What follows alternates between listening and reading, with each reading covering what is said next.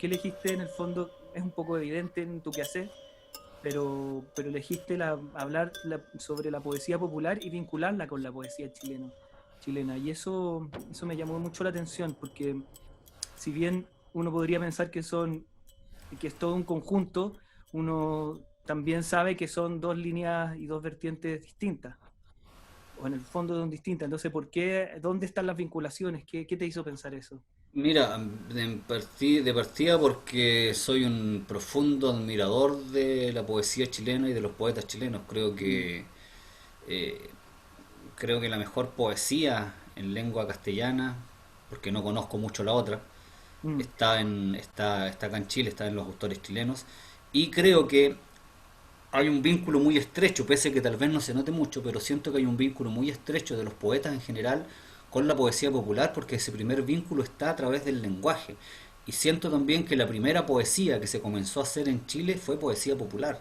mm, Eso es una historia que no se conoce, que no tenemos datos al respecto, pero claro, o sea, la poesía popular, lo que nosotros hoy en día llamamos poesía popular, que en el fondo son estrofas, ¿no? La décima y la copla, que son las estrofas que se transformaron en este concepto de poesía popular, llegaron en primer lugar, para enseñar el lenguaje, como mm, una herramienta de, tal vez incluso de dominio en un principio. O sea, si tú te metes en el lenguaje de la gente y los adaptas y les cambias el concepto de lenguaje, ya los tienes en el fondo. claro. Ya puedes entregar conceptos religiosos, conceptos culturales, todo eso.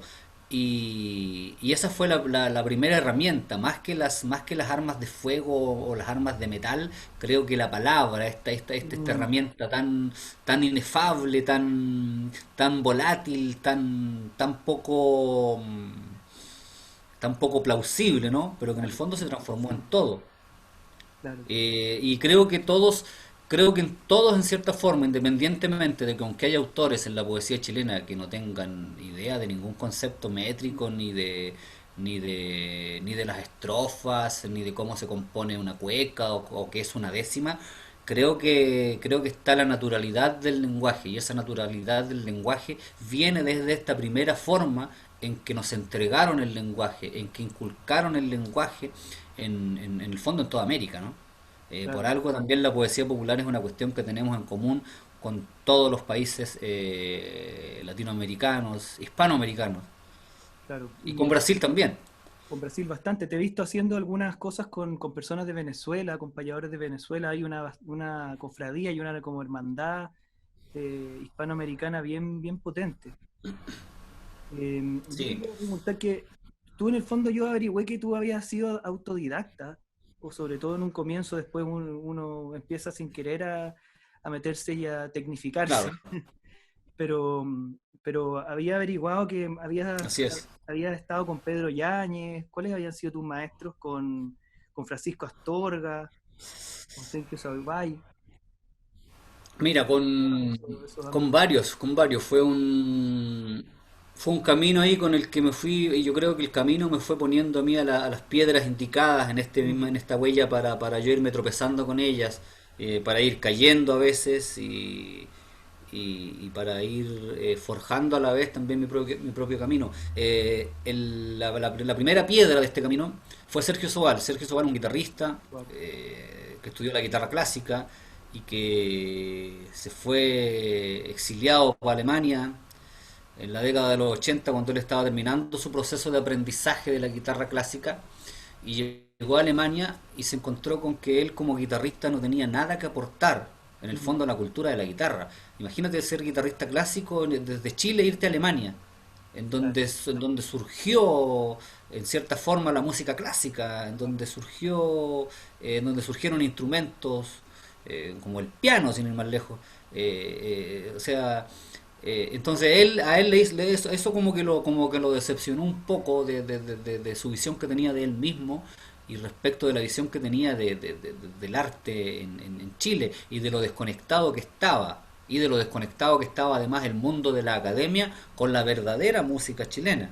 Claro. Entonces él se vino después de vuelta a Chile con el afán de, desde su rol de guitarrista, investigar la guitarra chilena. Y para llegar a la guitarra chilena tuvo que llegar obviamente a los poetas populares. ¿Qué tiene relación la poesía con la música? Mucha, porque la poesía popular en Chile Mm, y en el resto de América está concebida para ser cantada. estoy cantada. Y ese canto va con instrumentos que acompañan. Y en Chile hay dos instrumentos que acompañan la poesía popular cantada, que es la guitarra, obviamente, en otras afinaciones, el guitarrón también, pero ya vamos a hablar del guitarrón. Mm, Pero esta guitarra, para seguir con la historia de Sergio, la guitarra que él empezó a conocer a través de los poetas populares que fueron Santos Rubio, Pedro Yáñez, Eduardo. Salvita, Salvador Pérez, el mismo Pancho Astorga, Manuel Mm, Gallardo, que eran cantores a lo divino y payadores, o sea, gente que estaba relacionada con la décima y con el canto de la décima, independientemente de la función que esto cumpliera. Y ahí empezó a conocer que la guitarra en Chile, la guitarra tradicional chilena de origen campesino, se afinaba de distintas maneras. Ya no era el mi, si, sol, re, la, mi universal que está en todas partes, y que también habían otras formas que escapaban a la música occidental que él había aprendido en la academia. Se dio cuenta que esta música era modal y que tenía otro origen, que ya no había pasado, parece, por Europa, o que había pasado por Europa, pero que había llegado directamente y misteriosamente hasta acá. Entonces, en esa búsqueda, él llegó de lleno al mundo de los poetas populares, de los encuentros de payadores y de las vigilias de canto divino, y de la composición obviamente de la cueca, lo que significa escribir una cueca en su letra, después poner la línea melódica y la música. Y lo mismo con las melodías del canto de los poetas, donde además estaba presente otro instrumento maravilloso que era el guitarrón, que él tampoco tenía conocimientos de eso. Entonces ahí se puso él a trabajar con la cultura popular, se contactó también con el tío Roberto Parra, claro. con distinta gente protagonista del folclore en esos tiempos, con los últimos años de Lázaro Salgado también, porque él llegó a principios de los 80 de vuelta. Y ahí comenzó este proceso. Y en ese proceso también él hacía unos talleres, me acuerdo, yo era muy chico, tenía como 15 años, 16 años, y él hacía unos talleres de guitarra y yo me inscribí en estos talleres. Y Mm. ahí él vio en mí algo, Ese fue muy fue, visionario. ese fue en tu época de los Barnechea. En lo Barnechea fue esto. Yo Mm. estudiaba, estaba en la enseñanza media, estaba como en tercero medio. En esos años Y había más ruralidad todavía ahí, ¿no es cierto? era súper rural, Barnechea todavía, en Barnechea todavía era el pueblo, lo que hoy en día le llaman Barnechea Pueblo, que se transformó en una ciudadela, en el fondo en una comuna Claro. gigantesca, pero en esos tiempos era la calle principal. De hecho, todavía en esos años, en los 80, durante toda la década de los 80 y hasta mediados de los 90 incluso, casi en todas las casas de los Barnechea, atrás, en el patio trasero, había una pesebrera con un par de caballos, ¿cachai? Era ese el ambiente. Era bonito Una- ese lugar ahí, ¿eh? sí, había un vínculo con el mundo, con esta Calles ruralidad todavía de tierra, ecuestre. ¿te acuerdas? Que las calles Los todavía pasajes eran casi todos, la calle principal, que era la avenida Barnechea, estaba pavimentada obviamente, pero casi todos asfaltadas. los pasajes Mm, eran pasajes de tierra o tenían una mitad de cemento y una mitad de tierra. claro, Sí, todavía tenía eso, los carretones que pasaban. tenía ese romanticismo, claro, claro, había mucho, porque la dehesa todavía no se parcelaba, todavía era un Estaba fondo. recién, claro, Todavía era el fondo, todavía estaban los curas trapenses arriba, en lo que ahora se llama el sector Los Trapenses. Se llama Los Trapenses porque había un monasterio trapense ahí, una abadía. claro. Eh, y a ese mundo rural, bueno, yo también llegué desde el campo, desde la provincia de Ñuble, de la región de Ñuble hoy en día. Llegué a mediados de los 80 también a Santiago de vuelta con mi familia y llegamos a ese lugar. Claro, Y ahí yo, ahí conociste dime, a Sergio. y ahí conocí a Sergio en esos talleres, ya en el año 88, no, 89 de haber sido esto.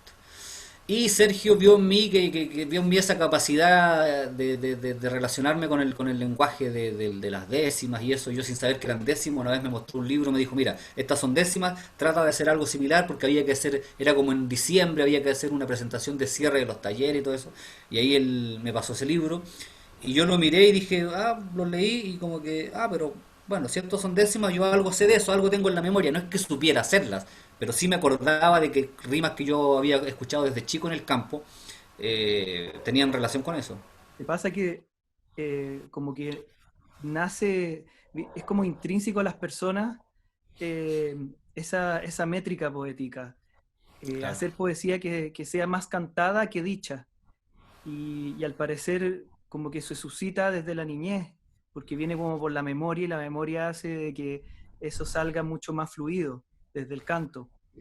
Qué veía Sergio viniendo de un mundo de concertista, un mundo clásico, al ir a estudiar la guitarra tradicional chilena? y además involucrarse con lo que tenía que ver con la poesía misma y con la poesía popular. ¿Qué suscitaba ahí para él? Mira, fue en el fondo un tremendo descubrimiento para él y además eso fue un tremendo aporte, creo yo, que fue el inicio de un tremendo aporte que continúa hasta hoy en día aportando cosas a la cultura popular. Sergio, ahí yo me encontré con él. Sergio me presentó como oficialmente en el mundo de los poetas populares, de los cantores divinos y payadores, de los guitarroneros, de la guitarra traspuesta, de esta cultura que yo sabía que existía, pero que no Claro. tenía contacto directo con ella. Además, el mismo Sergio empezó a orientar su trabajo de guitarrista relacionado con la guitarra campesina, con las distintas afinaciones, lo que se llama el concepto de guitarra traspuesta. Y empezó a grabar cassette en ese tiempo, discos posteriormente, precisamente con ese sonido, con el sonido con el sonido de la guitarra traspuesta, con un repertorio además muy chileno de valses, de cuecas, de melodías del canto de los poetas, de ring, de Claro, sí. música de Chiloé, los pasacalles, y eso fue un tremendo aporte porque en base a ese trabajo empezó a acercarse mucha gente em, que también empezó a tomar estos elementos, estas herramientas, y empezó a descubrir y a descubrirse en ellas también como un proceso de creación muy importante. O sea, lo que hay hoy en día del movimiento de guitarra, de guitarra traspuesta, por ejemplo, viene desde allá, viene desde esos años del trabajo que hizo Sergio, porque Sergio puso en el tapete a gente que en cierta forma era muy conocida, pero que era conocida con esa cuestión así como de este éxito fugaz que existe. No era conocida con la importancia que realmente tienen, como René Nostroza, por ejemplo, que es un tremendo artista y que en ese tiempo era famosísimo, que salía en todos los festivales y en programas de la tele y que fue disco de oro y todo, pero era como un boom que tenía que ver con esa cuestión comercial. Pero nadie reparaba en que el tipo, todo su repertorio estaba hecho en guitarra traspuesta y que la guitarra traspuesta él las había recopilado de sus tíos, de sus abuelos, de sus parientes, de sus vecinos. Poner eso en el tapete como un valor cultural agregado, como un valor mayor a que ese fenómeno comercial nomás, fue una cuestión importantísima que tiene repercusiones hasta hoy en día respecto del trabajo que está haciendo mucha gente joven, mucha gente de las nuevas generaciones con la guitarra, como la Chinganera, como la Nahara Andariega, como la Andrea Andreu, como el mismo José Pablo Catalán, que es gente, no sé, menores de 40 años que están trabajando con la guitarra traspuesta que venía desde ese tiempo. Como que sigue sigue la tradición un poco. Y ahí tú conociste a Francisco Astorga A través de Sergio conocí a Pancho Astorga yo. y Sí. con él tuviste ahí un vínculo porque él sí que era ya cantor a lo divino y Él guitarrón. era cantor divino, payador, guitarronero y con él yo conocí el guitarrón. Tuve por primera vez el guitarrón en mis manos. Fue en el... Mira qué curioso esto porque fue en el campus oriente de la Católica. Mira, justo ahora Ahí fue, que vas a hacer sí, vas ahí a ayudar a la obra de teatro. claro. Sí, hay un ¿Ah? vínculo interesante con eso. Y fue en las escuelas de verano de folclore que organizaba don Fidel Sepúlveda. Ah, Otro aporte enorme también a la cultura popular de esta onda, de la poesía popular. Y Sergio era parte de eso, y como él vio tanta energía en mí en ese tiempo, vio muchas cosas que él las proyectó en su cabeza, sin duda, en el futuro, y dijo, tú tienes que ir para allá. Yo no estaba inscrito ni nada, pero yo llegué con él y listo. Y en eso estaba el Pancho Astorga, y él me dijo, mira, él es guitarronero, anda con su guitarrón, cuando haya un tiempito lo vamos a ir a hablar con él. Y vino ese rato de la colación, del famoso break. Y Pancho estaba ahí en uno de los patios interiores donde parece que hay una virgen en medio, parece, que está por ahí por donde está la pecera, en el medio del campus. en el medio del campus, claro. Sí, Y Pancho estaba precisamente con su guitarrón. Pancho en ese tiempo era súper joven, pues Pancho de haber tenido unos 30 años, mm. claro, Ya, o claro. sea, O sea, esto fue en el año 90, claro, Pancho tenía 30 años. no hay una gran diferencia. Y tú Un personaje muy te joven. tomaste ahí con él y él te lleva a conocer eh, toda esta tradición del guitarrón que aparece en Pirque y en otros lugares de la zona. Él en cierta forma también era un estudioso, él se había recibido de profesor de música hacía muy poco tiempo, yo creo que unos 5 años tal vez, había estudiado música en la Chile y él ya estaba estudiando el guitarrón a través de la universidad también.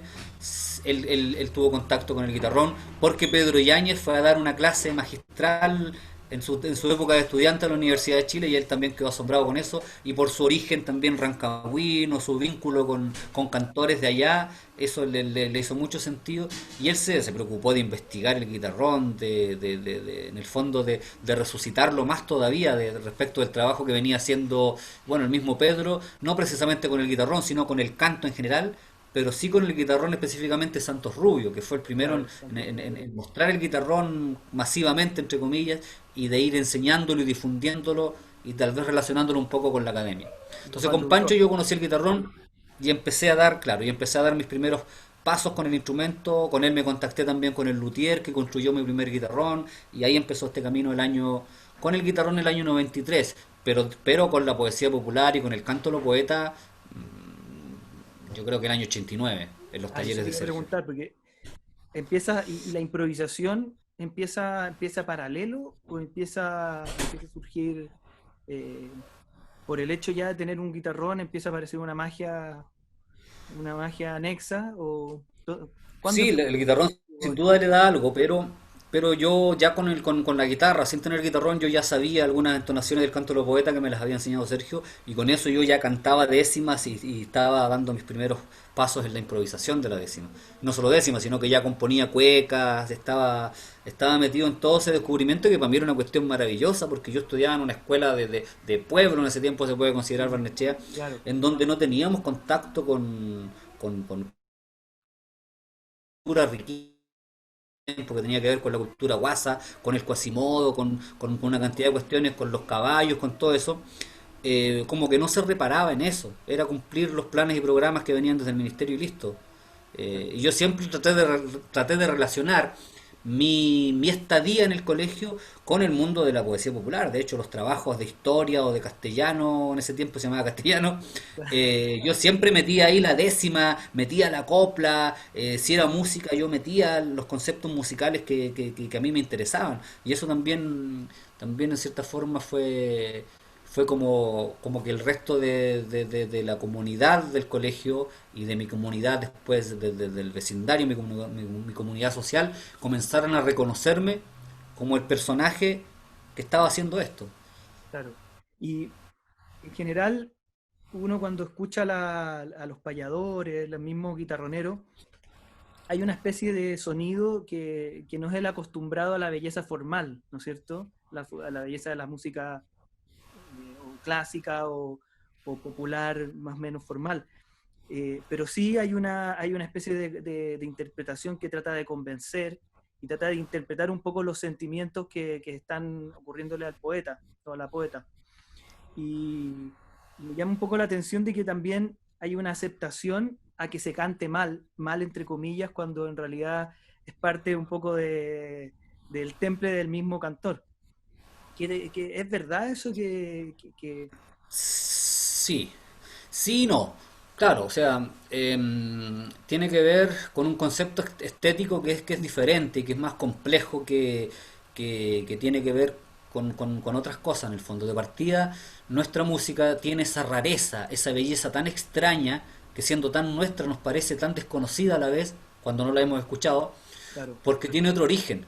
Escapa al origen occidental de casi toda la cultura que predomina en el mundo, no sé si en el mundo, pero por lo menos en América, ¿no? América en su totalidad, o que pretenden que predomine, que es la música, y sobre todo en la música, que es la música tonal, es la música de la partitura, es la música de los grandes músicos de la historia, que tiene un valor enorme, por supuesto. Pero esto es distinto, pues esto tiene otro origen, tiene el origen árabe, tiene el origen musulmán, viene desde otro lugar, por lo tanto tiene otros conceptos, las escalas tienen otra medida, son escalas pentatónicas, la forma de cantar es una forma melismática, en donde no hay una definición exacta del compás, el compás puede durar esto, pero también puede durar esto, o puede ser un compás larguísimo que dura toda la canción, puede ser un solo compás. Depende mucho también de cómo tú lo quieres interpretar y además hay funciones distintas acá que se cumplen. El canto, bajo nuestros conceptos, bajo nuestros preceptos, cumple y ha cumplido desde siempre la misión espiritual y la misión artístico-intelectual, entre comillas. educativa. Lo artístico es un concepto incorporado más recientemente digo de los últimos 40 años, Mm, pero, pero ese desarrollo humano, intelectual, a través del instrumento, a través de la poesía y a través de todos los conceptos que tú puedas incorporar a eso, viene desde siempre, es lo que nosotros heredamos. Por lo tanto, por lo tanto, es un complemento de varias cosas. No te gusta porque sí nomás, no te gusta porque el cantor canta bonito. Puede que el cantor no dé con la afinación exacta cuando está cantando. La mayoría, de hecho, a todos nos pasa. Porque nuestras entonaciones son tan raras que a veces cuesta encuadrarlas en la afinación a la que estamos acostumbrados a escuchar otras músicas. Sin embargo, lo que uno dice, la intención de tocar el instrumento y la rareza de ese sonido que te evoca un tiempo, sin duda un tiempo que ya no está con nosotros, pero que a la vez está con nosotros, claro. una cuestión muy curiosa, eso hace que sea, creo yo, más difícil de digerir para el oído normal. Es que ya quería ir a eso un poco. De repente me gustaría leerte algo que dice Parra, a ver si te hace algo de sentido y que nos podría mostrar algo también del guitarrón. Él decía que en el medioevo él encontraba una poesía de feria, una especie de poesía del carnaval, de feria en el buen sentido, que era una poesía inmediata, una poesía popular, decía.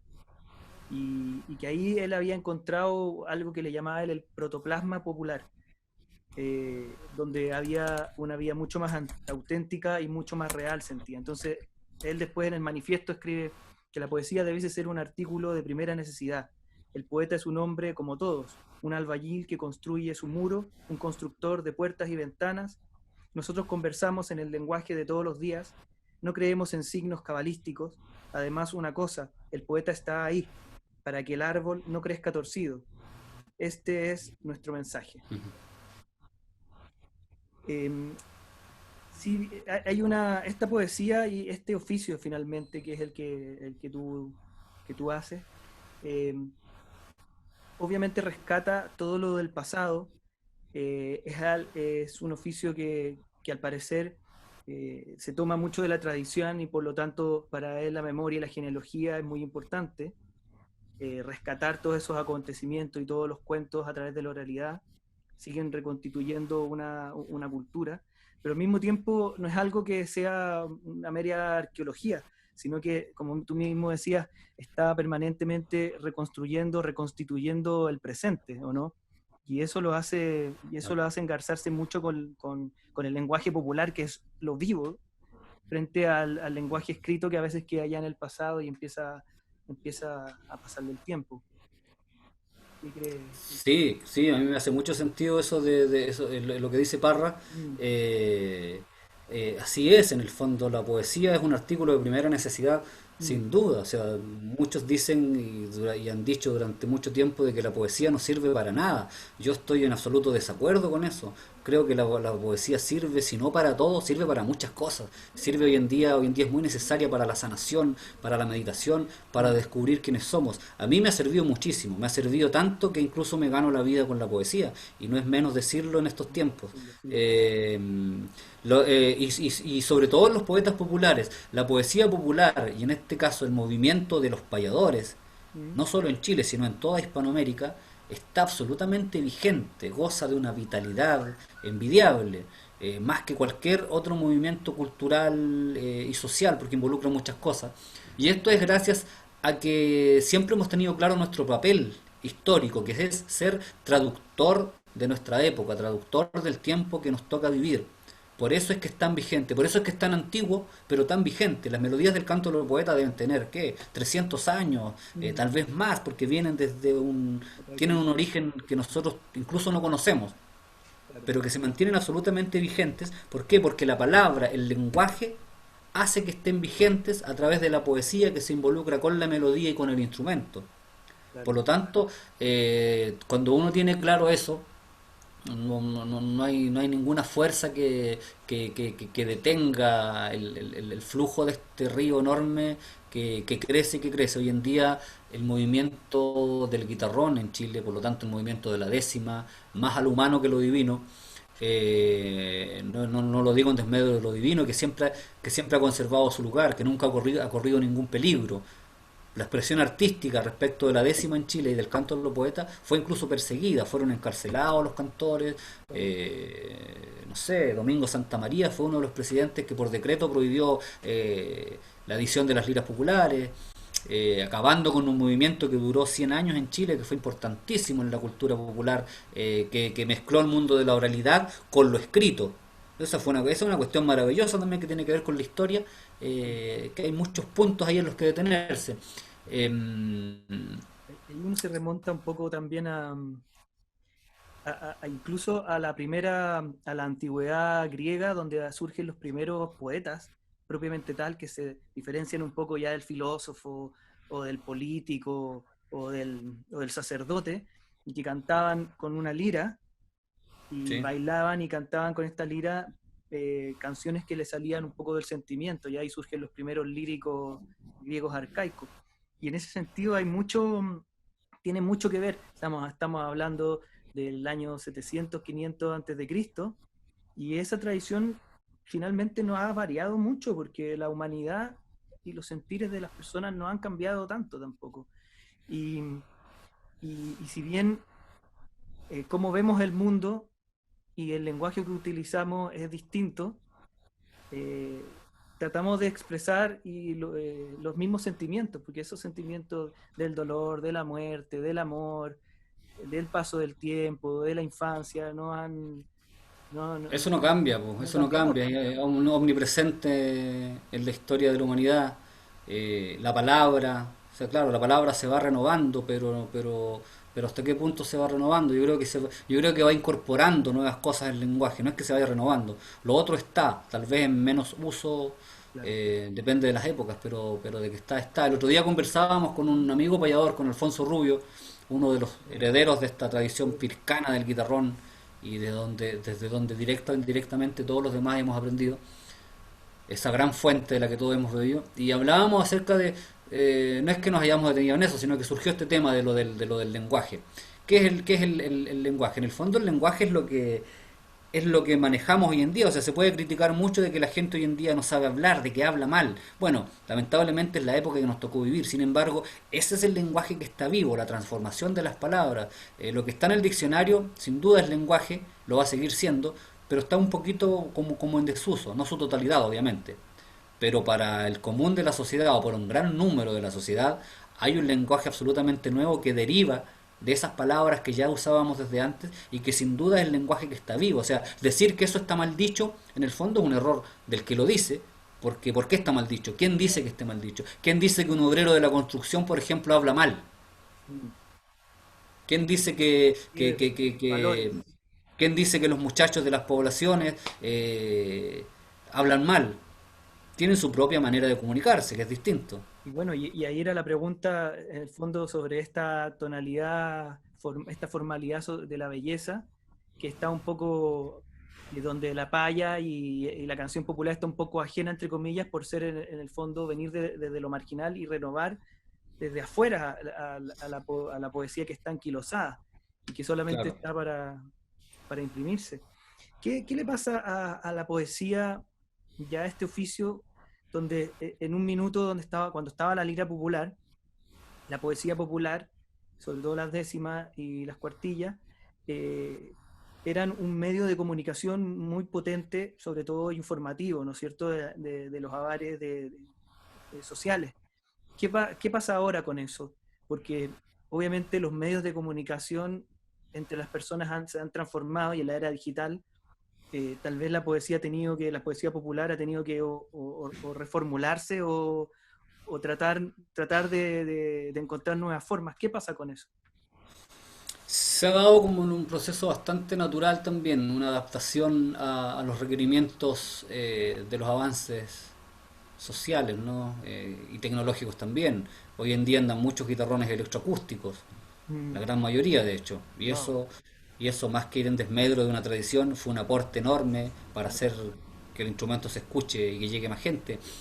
Y respecto de lo otro, ha cambiado un poco el formato. La lira popular jugó un papel importantísimo entre el 1860 1950, 1960 también, entre esos 100 años, jugó un tremendo rol de difusión, de crónica, de ser la voz de los que no tenían voz, de contar las noticias que no aparecían en los pocos diarios que había en la época y en Claro. las pocas radios que había en la época, manejados desde siempre, ya lo Oye, sabemos.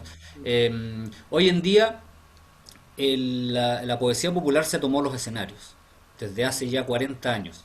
En el año 80, Pedro Yáñez, Santos Rubio, Jorge Yáñez y el Piojo Salinas, a los que se sumó también, o en el equipo en el que también estaba Roberto Peralta, el Popeta, un tremendo personaje prácticamente desconocido, Rodemil Jerez, después se sumó Alfonso Rubio y Fernando Yáñez, empezaron este trabajo de poner todos estos conceptos de los que hemos hablado sobre el escenario y armar un espectáculo artístico que no era tan ajeno a lo que ocurría en la tradición. Siempre hubo improvisación, siempre hubo paya, pero se daba en en otro algún lugar contexto. determinado, se daba como muy casualmente, muy informalmente. Eran momentos maravillosos, pero que no hubo una continuidad de ellos. Entonces lo que ellos hicieron fue poner la palla en el escenario y hacer espectáculos consecutivamente en distintos lugares y crear este movimiento, no sé si a propósito, pero el movimiento fue surgiendo solo. Y desde ahí, desde el escenario, la palla ha hecho su papel, ha cumplido su papel la poesía popular y la décima, de ser la voz de los que no tienen voz, de decir lo que la gente quiere escuchar, pero no solo lo que la gente escuchar, sino además quiere escuchar, sino decir lo que la gente quiere decir en el fondo ser este puente directo. ¿Te fijas? En el escenario, en el fondo, está el pueblo diciendo, hablando y de forma rimada y cantada y con un gracejo además muy especial, lo que el mismo sentir popular. Por lo tanto, nosotros somos parte del público que estamos en el escenario haciendo un arte que también lo aprendimos anónimamente en una escuela no formal, en una escuela no oficial. Es un arte prácticamente muy poco reconocido. El reconocimiento que tiene lo ha logrado con su propio peso de instalarse y de promover y de ser promovido por nosotros mismos. Y un Entonces, formato, ese papel, ¿cómo? el formato además es un formato muy asequible a la gente, Sí, porque el octosílabo o de las 5 a las 8 sílabas es un fraseo del aliento de una persona común. claro. Claro, Entonces, y la naturalidad de las 8 sílabas, de los 8 golpes, de este acento tan natural nuestro, para la gente también fue un descubrimiento.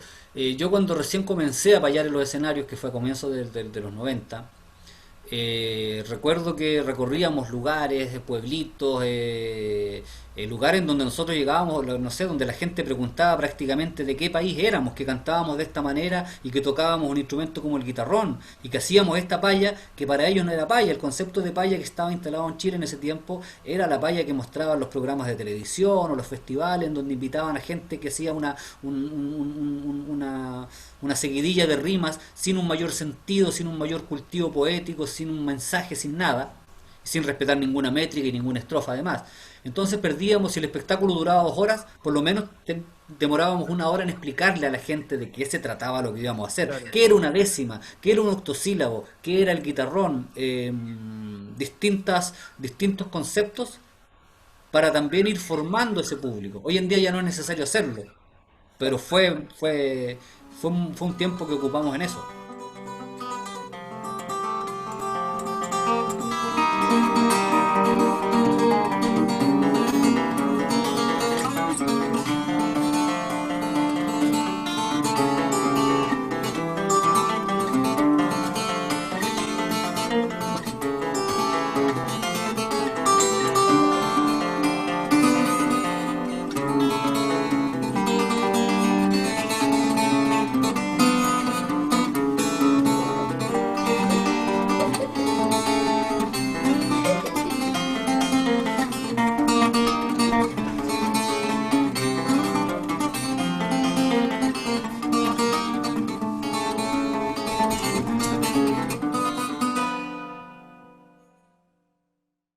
Minermo de Colofón.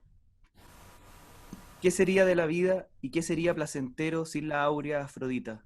Ojalá me muriera cuando ya no me importen estas cosas, el amor furtivo, los dones dulces como la miel y la cama. Estas cosas son las flores seductoras de la juventud para hombres y mujeres. Cuando sobreviene la penosa vejez, que hace al hombre deforme y al mismo tiempo feo, siempre funestas preocupaciones atormentan sus sentimientos, y contemplando los rayos del sol no se alegra. Es odioso para los jóvenes y despreciado por las mujeres. Así de terrible estableció la vejez un dios. Wow, Son fuertes declaraciones. fuertes declaraciones. Sí, sí. Así que, bueno, tienen mucho, en cierto sentido, yo creo que con lo que estábamos hablando, tiene mucho sentido este sentimiento humano que siempre ha estado ahí, que ha sido invariable a través del tiempo, como hablábamos de la soledad, el amor, el paso del tiempo, la vejez, ¿no es cierto? E incluso 700, 600 años antes de Cristo, eh, 2600 años han pasado y todavía seguimos experimentando cada cual a su manera esos sentimientos que lo aquejan o lo alegran. Claro. Eh, el canto, en general, tú construyes tu, tu oficio a través, sobre todo, del canto al humano, ¿no es cierto? Eso es Sí, sí, sí, sí, sí. Bueno, dentro de lo que yo hago está la corriente también la corriente espiritual, la tradición mm, espiritual del canto a lo divino. Y está esta otra corriente artística, que son en el fondo los mismos elementos, pero utilizados con esta función, obviamente la función de hacer arte, de entregarlo al público, de la creación. En lo del canto a lo divino no hay mucho espacio para la creación, porque en el fondo es repetir cantos que uno los tiene en la memoria y no varían, porque las historias no van cambiando con el tiempo, las historias ya fueron, sobre todo la historia bíblica. Hoy día tal vez podría ser cuestionable eso, está cambiando todo muchísimo, sin embargo, esta tradición se mantiene casi tal cual desde hace ya por lo menos en Chile desde hace unos 200 años, en donde está presente la poesía, por supuesto, la palabra, la estrofa, que es la décima, y el guitarrón y la guitarra, que forman este mundo del canto a lo poeta, en donde están precisamente estas dos vertientes, eh, que son el canto al humano y el canto a lo divino. Y yo opté por la parte más humana, ¿no? La parte más mm, dedicada a la creación y a la difusión de esto como una expresión artística. Por lo tanto, mi trabajo con el guitarrón y con la décima está orientado en ese sentido. Pero también complementando ahí con la creación de canciones en general, con la guitarra también, y trabajar con las distintas afinaciones de la guitarra. eh, y con la cantautoría también, es una mezcla de eso, pero es mucho más representativo mi trabajo con el guitarrón obviamente y más difundido. y la, porque, claro, finalmente hay una división que se hace entre lo humano y lo divino por, en el fondo, ciertos temas que se tocan, pero Claro. me imagino que hay un trapasije formal de un lado hacia otro y se van utilizando y se van mezclando, tal vez más allá de las temáticas, ciertos conceptos o ciertas técnicas, incluso ciertas métricas que muchas veces son las mismas, o son las mismas. Exactamente, son las mismas, sí. Y, y obviamente que no hay nada más divino que lo humano, en el sentido de la expresión Por supuesto, por intrínseca del supuesto. humano, y Hay obviamente... una, hay una vitalidad en eso, una Mm, vitalidad divina, ese contacto con lo humano, eso de tocar la fibra humana a través del arte que uno practica, creo que es lo más divino que hay. Tal vez yo podría dedicarme 100% al canto a lo divino y hacerlo, estoy especulando, pero tal vez sí, sin ninguna espiritualidad interior, simplemente por ser parte de un movimiento y por estar ahí y cantar sin lograr una elevación espiritual mayor. Sin claro. embargo, en esta otra corriente, tal vez con algo que uno dijo, con una frase que se le ocurrió en el momento, o con una canción que incluyó en parte del texto algo que identificó mucho a una persona o a varias personas, esa es una conexión divina a través del ser humano, que en el fondo es una relación directa con la divinidad aquí en la tierra. Parece parece que desde siempre, o no sé si desde siempre, pero yo noto que como que se olvida eso Mm, desde la religión misma, de que la conexión directa con la espiritualidad es el hombre mismo o con la divinidad, claro. eh, incluso más que la naturaleza. Hay muchas corrientes religiosas que relacionan más la naturaleza con la divinidad que el ser humano mismo. Y el ser humano, dentro de todos los defectos que tiene, y que va a seguir teniendo, obviamente, es parte fundamental de eso, es la llama divina que prendió acá en este planeta. Claro.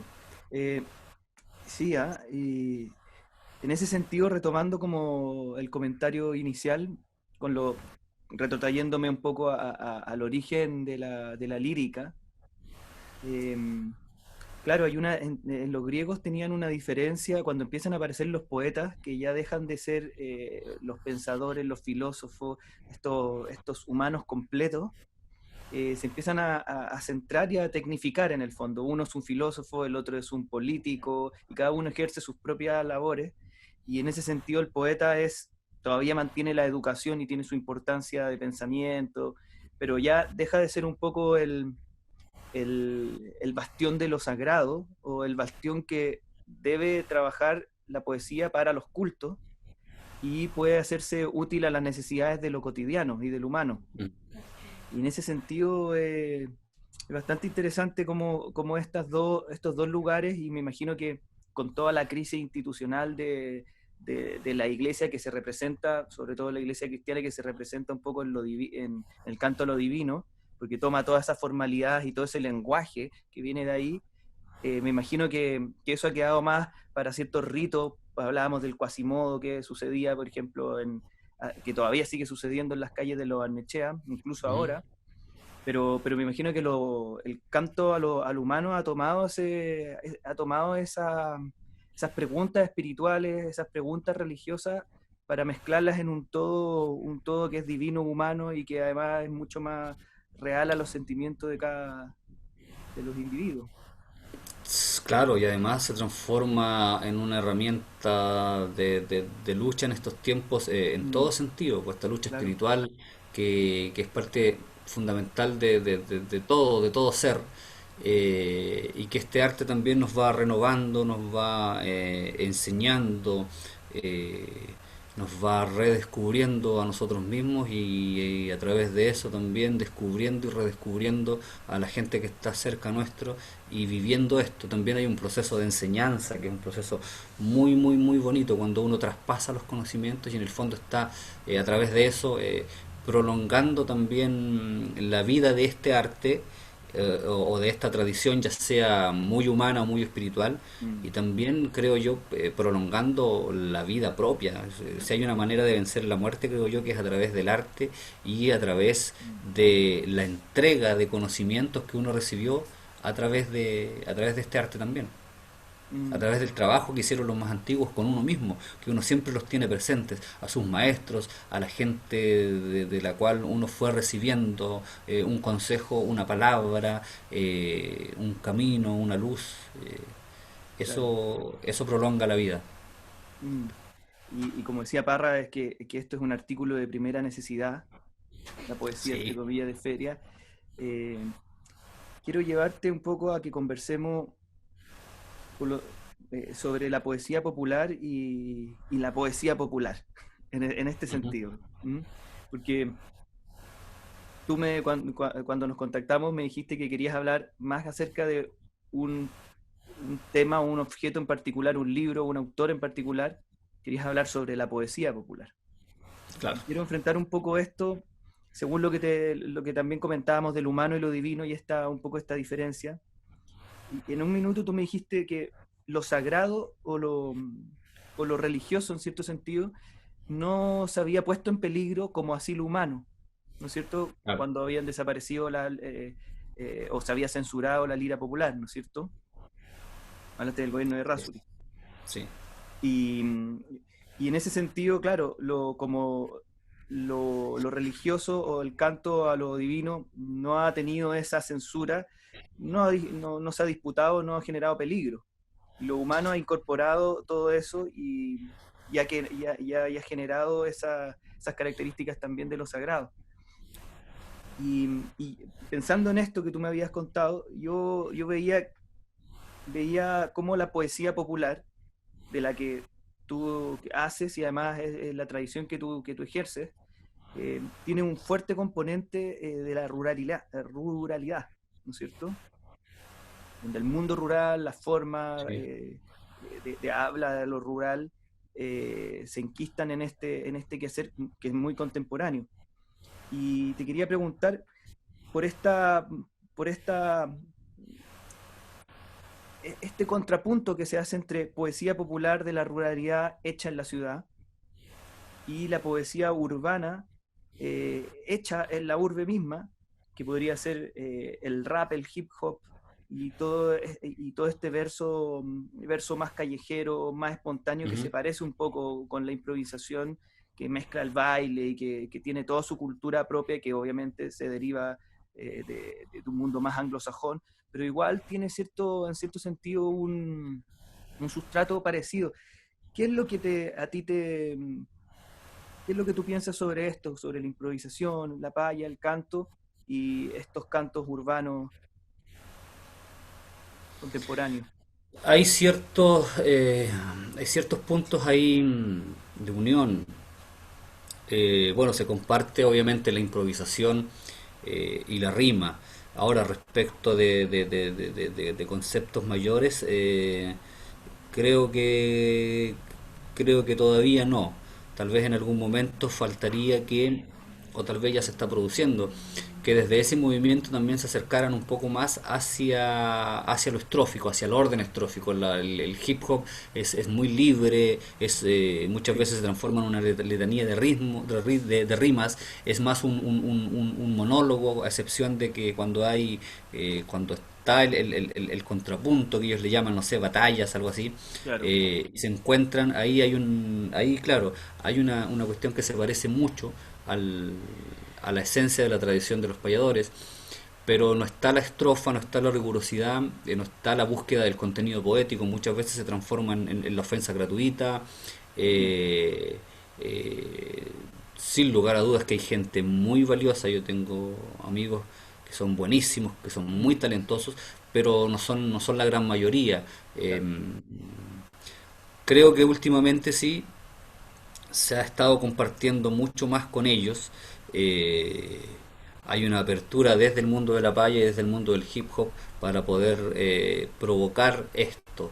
Y se ha compartido escenarios en muchos lugares. Tengo amigos argentinos que también lo han hecho bastante.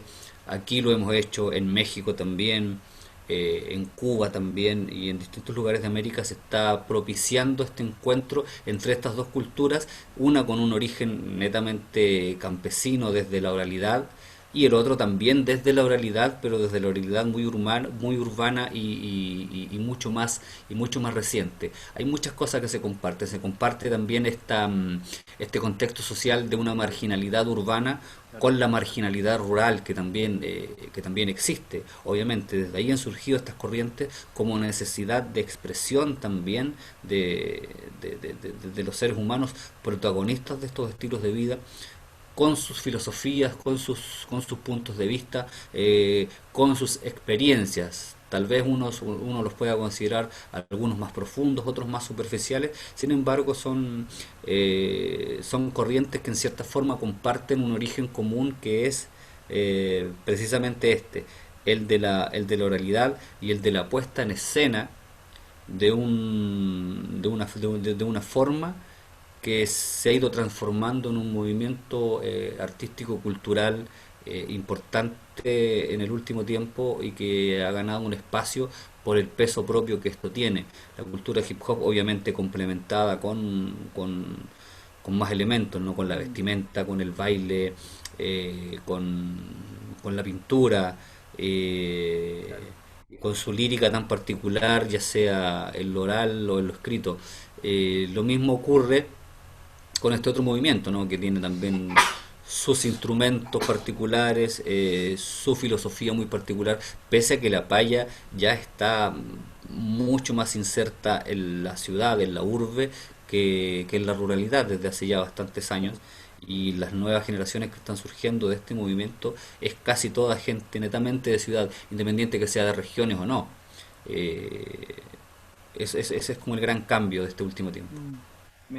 Es interesante pensarlo porque, por un lado, eh, la tradición de la paya y de la canción popular viene de la ruralidad, pero ha tenido que votar quizá lo que no le sirva, que son esas formas religiosas que ya a lo humano no le hacen sentido, y además ha tenido que dejar esos paisajes rurales para entrarse y, hacer, y ejercerlo en la, en la urbe, pero al mismo Claro. tiempo con una tradición que es antigua y que también tiene cosas muy anquilosadas, que tiene temáticas que también pueden haber sido anquilosadas y se están reformulando, me imagino, permanentemente, y que eso lo hacen tan vivo y tan potente y que la hacen que sea poesía popular. Y por el otro, este encuentro con un ejercicio que es más o menos parecido, entre comillas, pero que es nuevo, que es hijo completamente de la modernidad, con su vestuario, con su lenguaje, con su rítmica, con sus influencias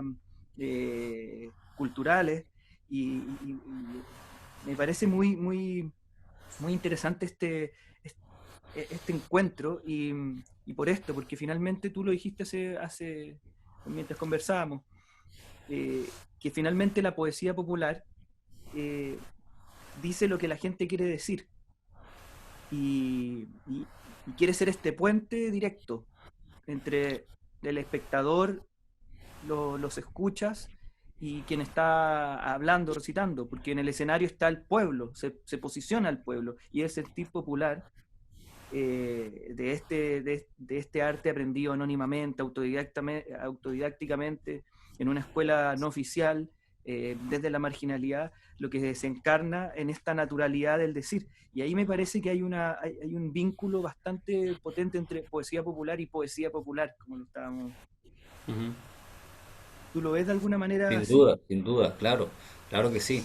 Claro, como te decía recién, el origen, independientemente del contexto geográfico y social, yo creo que social es el mismo, viene desde una marginalidad independientemente de que sea del campo o la ciudad. Y hay que considerar algo muy importante.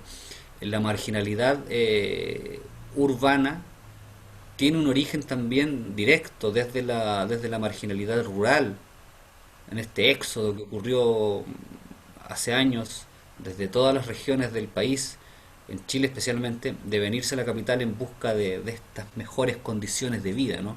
Por lo tanto, los padres, los abuelos, los tíos, los bisabuelos, los tatarabuelos de toda esta gente que anda haciendo hip hop hoy en día es gente que viene desde el campo, con excepciones por supuesto, pero creo que hay mucho de eso ahí. Hay mucha gente de origen, muchos muchachos y muchachas de origen mapuche, muchos nietos de campesinos, incluso muchos hijos de campesinos eh, Claro. que siguen en este proceso de venirse a la ciudad, de abandonar su origen campesino. Por lo tanto, hay una conexión ahí. Nosotros organizamos desde hace algunos años un Ujú. campeonato, un concurso como agrupación de payadores que es abierto no solamente para payadores, para todo público que quiera participar y que se trata de improvisar cuecas, ¿no? Dominar la métrica, la forma de la improvisación de la cueca, cantarlas obviamente y exponerlas en un escenario en donde se instalan los distintos concursantes y la gente va proponiendo temas y ellos van improvisando cuecas.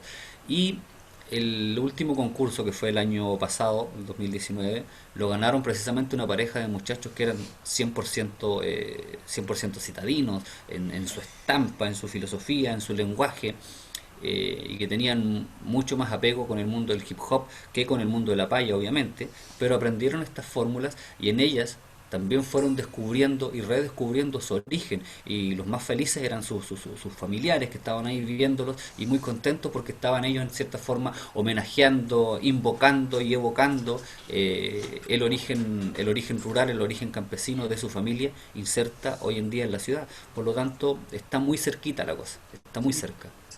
yo lo pensaba como la cultura guarriache, esta mezcla Claro, de, sí, de- sí, sí, sí, del Mapuche, tiene relación con eso. de las migraciones, claro, como que al final hay una transculturalidad, hay una transmigración que hace que Es se- el mismo proceso. es un proceso, claro, va a generar nuevas mezclas.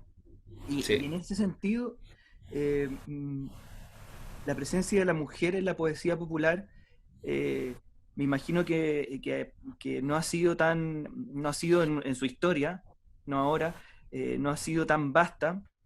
No sé cómo funcionaba en la antigüedad de 1800, pero me imagino que aparte de ser algunas cantoras, no, me imagino que no eran las grandes exponentes por toda una sociedad eh, religiosa y patriarcal, pero actualmente yo sé que hay un movimiento bastante grande y la incorporación de la mujer que tiene muchas cosas que decir y que tiene muchas cosas que poder representar. eh, Me imagino que está siendo grande. ¿Qué ves ahí y cómo está haciendo eso ahora? Sí, sí, sí, sí, es verdad que es una grata noticia, es algo que está, es algo único además que está Mm. ocurriendo acá en Chile. Esta tradición ha permeado ese, ese sentir femenino. Siempre hubo, siempre hubo mujeres, en Mm. menor número que ahora obviamente, pero hubo mujeres en la historia, tanto del mundo de la improvisación, de la paya, como en el canto a lo divino, que es bastante más normal. Como el canto a lo divino no es una expresión artística y no tiene publicidad ni tiene Claro. público, no se sabe mucho de eso. Pero los que estamos ahí insertos en eso más de cerca, sabemos que es así. En el mundo del escenario, en el mundo de la paya, claro, la historia nuestra es más reciente respecto del resto de Hispanoamérica. Sin embargo, se habla de mujeres que han sido protagonistas, algunas parte de la mitología y otras parte de la realidad, obviamente. Magdalena Aguirre, de comienzos del siglo pasado, madre de Lázaro Salgado, que es un referente de la improvisación en Chile, de la paya. Magdalena Aguirre fue una gran guitarronera. No Mm. se habla de si ella improvisaba o no, sin embargo se dice de que era una virtuosa del guitarrón y que ella era quien acompañaba con el instrumento a su esposo Liborio Salgado y él improvisaba. Y eran una pareja invencible, recorrieron muchas regiones y eran muy nombrados, son referentes nuestros y también referentes históricos de este proceso cultural. Mm. Se habla de Rosa Araneda, que escribió mucho en las liras populares en ese periodo, pero también se habla del mito de Rosa Araneda que lo hace también mucho más interesante. ¿Existió o no Claro. existió? ¿Era hombre? ¿Era mujer? Se dice que era un hombre que utilizó el nombre de una mujer para así editar sus liras con su nombre y además con el nombre de una mujer y ganaba más plata, y que además Rosa Araneda era su mujer y en honor a ella él había adoptado ese seudónimo.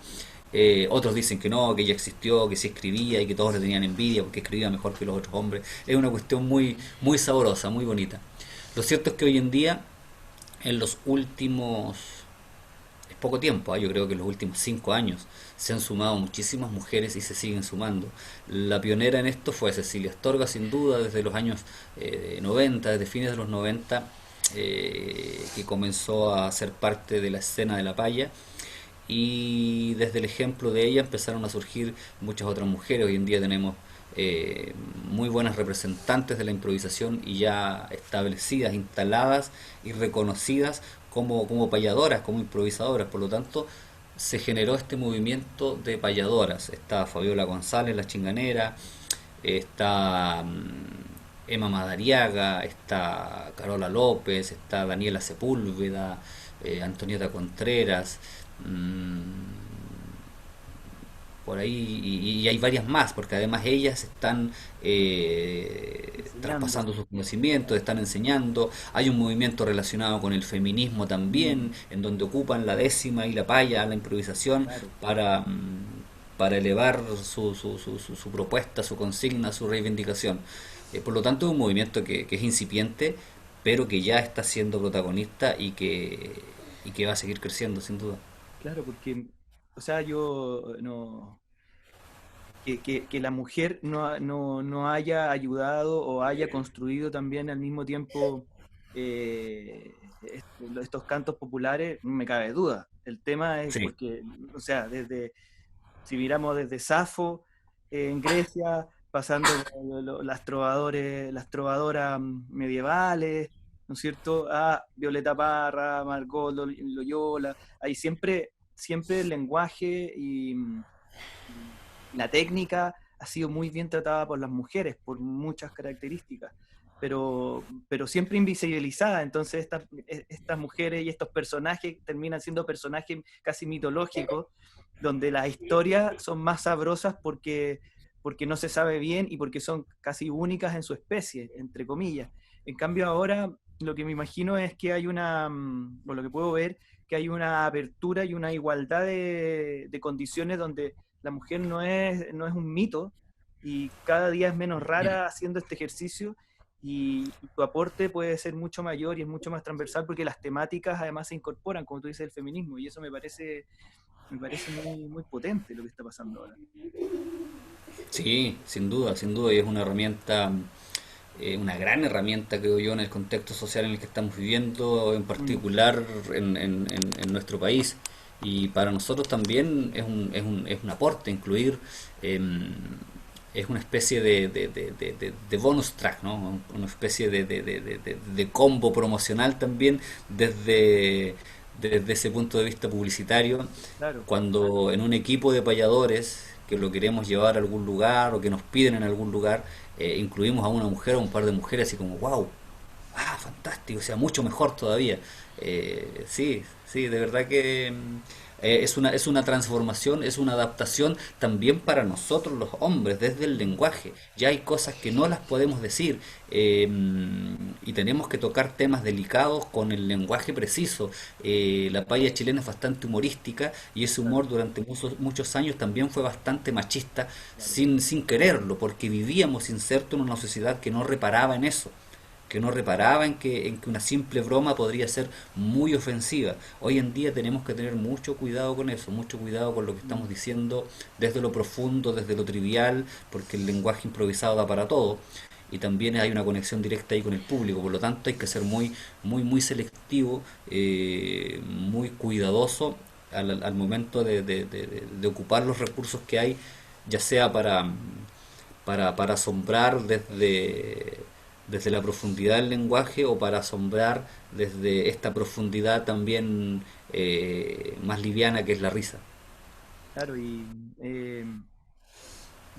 ahí demuestra lo vivo que está la poesía popular, porque en el fondo tiene que representar a su época, tiene que representar la coyuntura histórica y la cotidianidad, y ya no puede seguir haciendo lo que hacía en esas formas patriarcales o no sé, y me imagino, no conozco tanto, pero me imagino que deben haber que incluso corrientes que hablen sobre la ecología o sobre el animalismo, como hay sobre otras Y temáticas.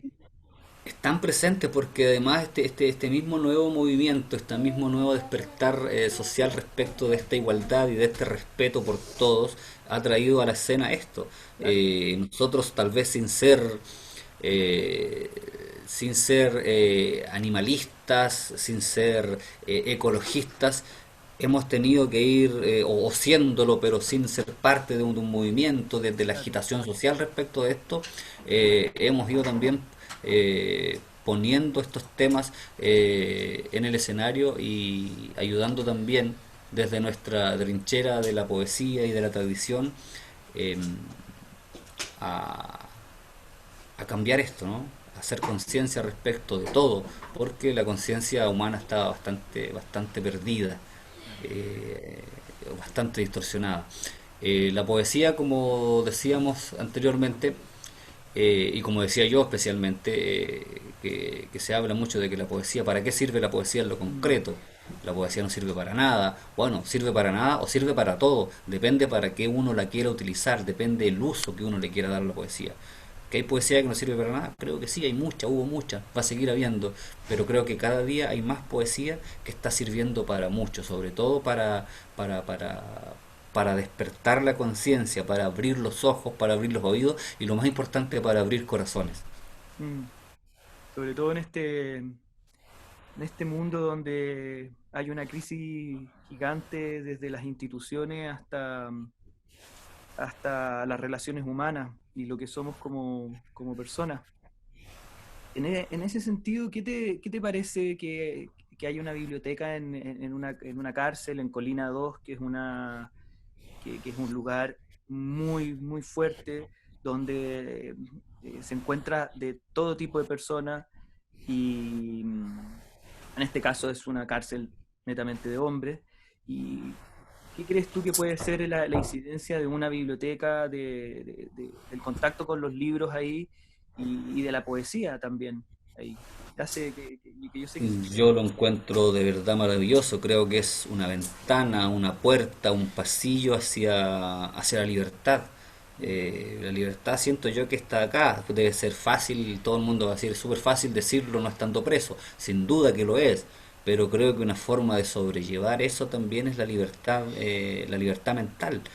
Y creo que la mejor manera, y no es que lo crea yo, estoy convencidísimo de eso, como muchísima gente, de que la mejor manera de sobrellevar una situación como esa es estando sano y libre desde la mente y el lenguaje, los libros, el espacio, un espacio como una biblioteca en una cárcel, me parece que es un aporte tremendo a a la reinserción, a la rehabilitación, a al cambio, a Mm, este cambio de mentalidad respecto de los presos mismos, de la gente que está ahí cumpliendo una condena, meterse un par de horas a una biblioteca y sacar tu mente de ese contexto, creo que es valiosísimo. Yo tuve la fortuna de vivir una experiencia maravillosa durante un par de años, de ir a distintas cárceles, y estuvimos en la de Colina, en la de mm, Valparaíso, en San Miguel, en la penitenciaría, en la cárcel de menores también,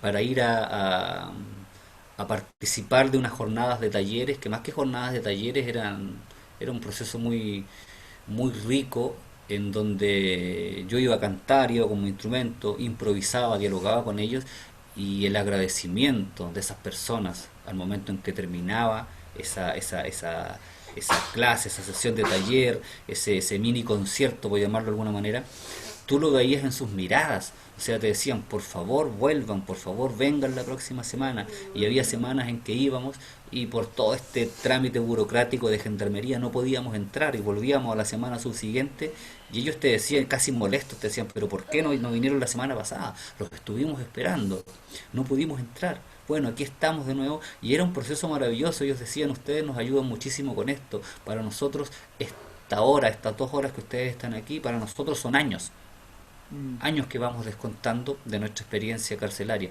Por lo tanto, creo que creo que es importantísimo. Esto no se logra ni con, tal vez más importante que tener otro tipo de infraestructura en una cárcel, tener una biblioteca, por pequeña que sea, me parece que es fantástico, que es una luz de esperanza para los presos principalmente, pero también para el resto de la sociedad que está esperando que está esperando este concepto de reinserción tan manoseado y tan falso que se maneja hoy en día. ¿Cuál es la reinserción que hay si no existe un proceso real de reinserción? La gente está lanzada ahí a su suerte, a su mala suerte, a morir prácticamente, muchos de ellos. Y esta es una gotita de vida que se está inyectando en esos lugares. Es un milímetro de paraíso que se pone en este gran infierno. claro, en lugares tan enfermizamente clasistas, porque la cárcel genera una división de clases completa, uno lo puede ver por las personas que están ahí adentro, Claro. eh, que están en pésimas condiciones, que es un tema que como muchas de las cosas en Chile se guardan bajo la alfombra, porque es la suciedad que no queremos ver. La cultura y la poesía finalmente, desde la literatura, desde el arte, desde la pintura, es un factor fundamental para la liberación de cada uno, finalmente, de las personas mismas, y hace mejor a la sociedad y en ese sentido, claro, eh, adentro los evangélicos han llevado el canto y han llevado un poco la cultura, la educación y los profesores que hay en una escuela ahí también. Y esperemos que eso que sea un factor más para ayudar a esa sociedad y a nuestra propia sociedad. El guitarrón, que es tu instrumento, tu compañero, tu compañero maravilloso Compañero de batalla. de Así es. batalla, tu compañero de magia para mí, para mi gusto. Es mi chistera. Es tu chistera. Y cuéntame algo breve que ¿cómo está hecho el guitarrón? Tiene 25 cuerdas, yo sé, tiene estos diablitos que para mí fue lo más mágico cuando nos conocimos. Para mí, yo me acerqué rápidamente a preguntarte sobre los diablitos, porque ese sonido extraño, eh, tridentino, para mí nunca se me ha olvidado. Para mí el guitarrón es eso, sobre todo los diablitos. Cuéntame cómo está hecho el guitarrón, qué tiene. Mira, el guitarrón es muy similar a una guitarra en su forma, ¿no? Es un instrumento que tiene esa lógica de la caja de resonancia, con la boca, con las cuerdas, con este diapasón y este clavijero, porque su origen es desde las vihuelas que llegaron desde Europa, y a Europa llegaron desde el Medio Oriente, obviamente. Mm. Eh, pero la diferencia es que el guitarrón no es una guitarra cualquiera, tiene de hecho 25 cuerdas, tiene 21 cuerdas acá en el clavijero, tiene tres corridas de 7 cuerdas, y eso es lo que le da el nombre, porque tiene esta clavija, esta pala grandota, que no es la de guitarra, que es pequeñita, porque tal vez en su caja es mucho más acinturado, más como un 8 más pequeño, la guitarra es más grande de caja, pero este es más profundo, tiene más fondo. Y tiene acá los diablitos, los que decías tú, mira, ahí están dos y dos. Estos cuatro diablitos, que ahí se aprecian mejor como cuerdas, son estas cuerdas laterales que están a ambos costados de la caja y que no se pulsan acá con la mano izquierda, no están en el diapasón, que van sonando solamente con la mano que precisamente que hace sonar las cuerdas. No suenan por simpatía, porque las cuerdas por simpatía no es necesario tocarlas, van sonando Claro. por contagio de vibración. Estas se tocan y uno le da la intensidad que quiere y las toca en el momento en que uno necesita para las distintas entonaciones. Tiene 25 cuerdas en total, ya lo dije, pero no es que las 25 cuerdas estén de manera individual, como en un arpa o como las Mm. teclas de un piano, que cada tecla es una nota y en el arpa cada cuerda es una nota distinta. Acá no, están en grupos. Estas 25 cuerdas se agrupan en grupos de 3, 4, 6 y 5 cuerdas, lo que le da el total de 21 cuerdas acá en el clavijero, más las 4 cuerdas laterales que son los diablitos, y ese es el total de las 25 cuerdas. Por lo tanto, acá en la mano izquierda al hacer los acordes y en la mano derecha al tocar, también esas cuerdas se van tocando juntas. Si yo estoy presionando acá este orden que tiene 4 cuerdas, tengo que apretarlas todas con mi dedo, y el que tiene 3 también todas, y cuando toco acá con la mano derecha también tratar de tocarlas todas. Es decir, funcionan los grupos de cuerdas, los órdenes u ordenanzas funcionan como una misma cuerda. Eso a grandes rasgos, la historia es muy misteriosa, ni nosotros mismos la conocemos a ciencia cierta. Se dice que es un instrumento que nació acá en Chile, que es nuestro instrumento, sin duda que es nuestro, no existe en ningún otro lugar del mundo. Pero el origen yo personalmente creo que viene desde otro lugar, por la técnica, por las melodías, por lo que te evoca su sonido, por las maneras de cantar, por muchas razones. Y además porque los instrumentos sufren transformaciones Claro. para llegar a ser lo que son hoy en día.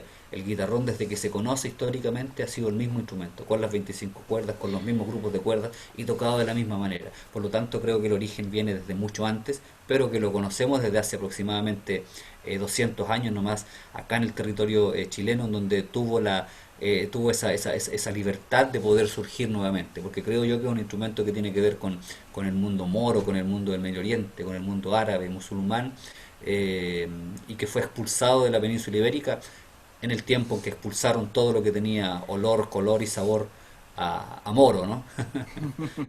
Entonces Claro, se quemaron personas en el tiempo de la Inquisición, por lo tanto quemar un guitarrón, dos, tres o cuatro, era una cuestión mucho más simple.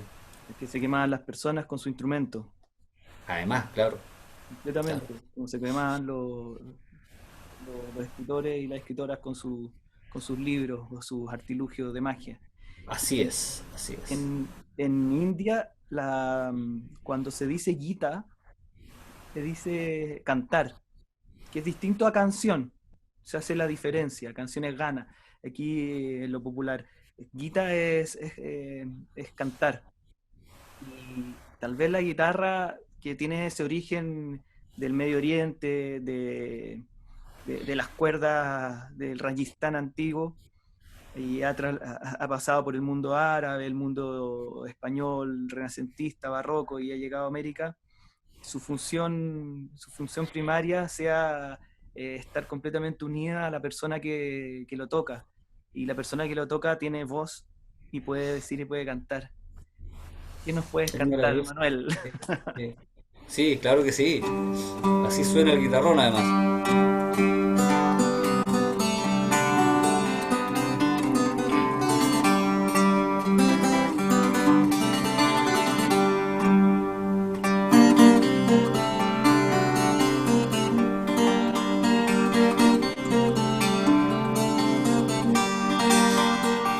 Soy poeta que improviso, es decir, soy payador, una misteriosa flor de un secreto paraíso. Al pueblo pido permiso para que hoy mi mente se abra con esta rima que labra la huella de antiguos hombres. Manuel Sánchez es mi nombre, un DJ de la palabra.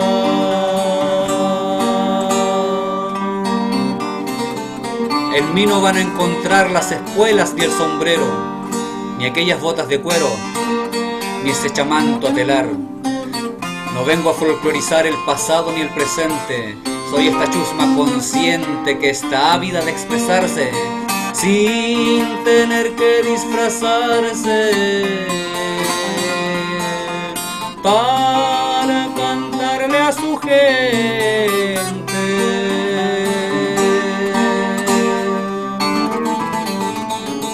Mis abuelos me criaron en un pueblo campesino,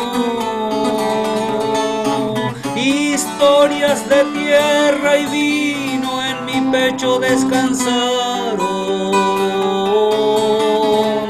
Luego, cuando despertaron, en mí encendieron la llama de un verso que ahora reclama más respeto por los nuestros, porque soy de mis ancestros la piel, la pluma y la escama.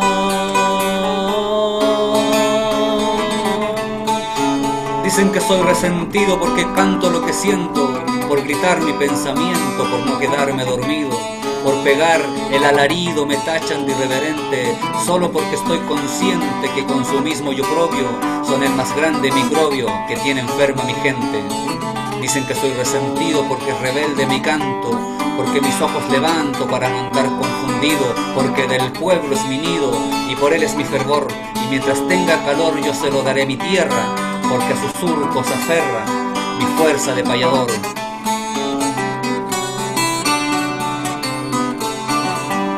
Hoy traje mi guitarrón con sus 25 cuerdas, para que así no se pierda este arte, esta tradición que envuelve mi corazón de una mágica alegría. Esta es la propuesta mía, mezcla de cielo y de infierno. Soy como un juglar moderno que improviso poesía.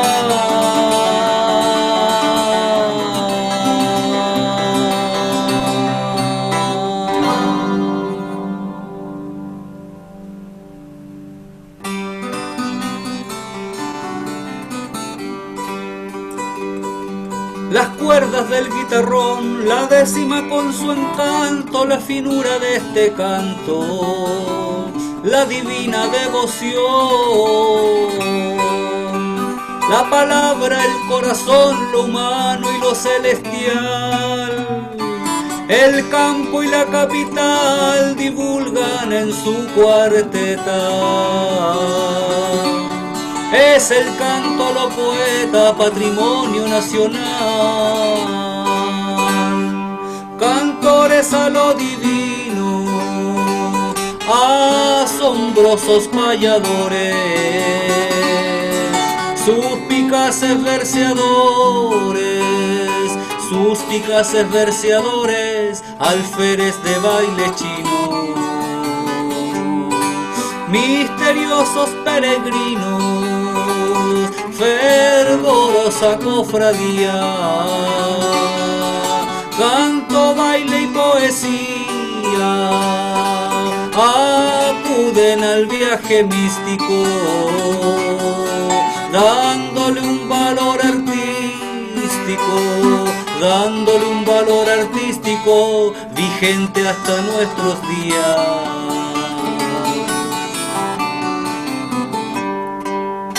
Cantándole a un angelito cerca de la amanecida,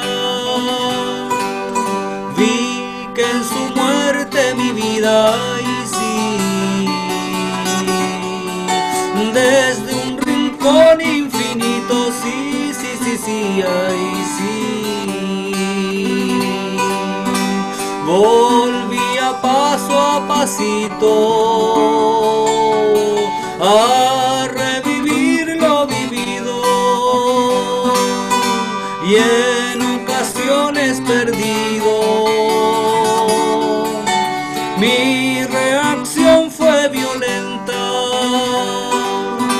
cuando al verlo me di cuenta, ay, sí, que yo aún no había nacido, sí, ay, sí.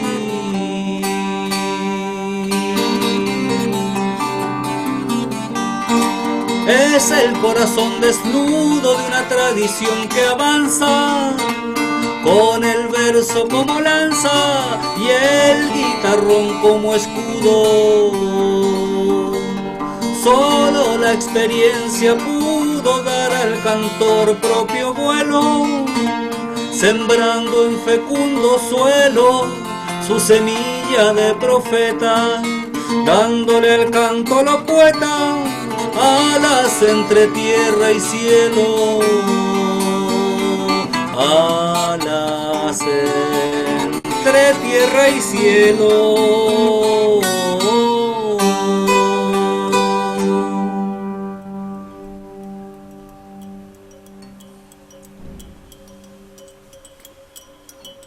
¿Qué te podría decir? ¿Qué te podría decir yo? Ya, no tengo nada más que decir.